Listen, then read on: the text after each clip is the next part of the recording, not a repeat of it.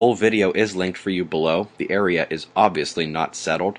Methane and other gases still emanating from what they're calling the top of a mud volcano, and given that fact, look at the cojones on these Pakistanis. This is fine if you're ice fishing, maybe not so much on top of a volcano. By the way, they've taken a powerful aftershock this morning. This will cause more problems for the region. Speaking of regions with problems, just last week in our fly-on-the-wall discussion at the website, flooding was the topic. India made the list twice, first for their boulder-sized hail months ago, then for their July torrent of precipitation. But let's hit the trifecta. September has been way, way worse. Few days in the last week have each individually delivered an entire month of rainfall.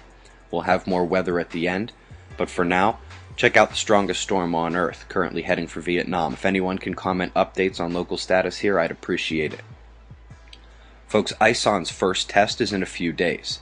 Starting around 4 a.m. right now until sunrise, get out there and point your best equipment, eyes or otherwise, right at the red planet.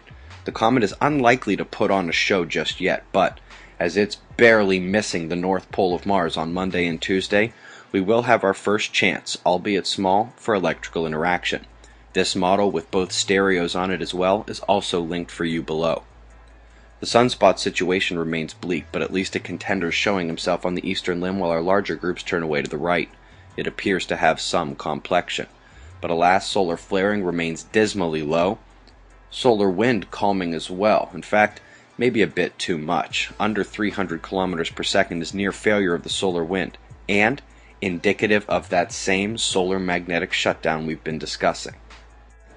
Kind of the opposite concern here. Folks, while Earth-directed bursts are rare these days, the limbs can't stop popping. This is measured at kill-shot speed, so we are very lucky this was on the limb. Coronal hole power is moderate. Openings are directly Earth-facing.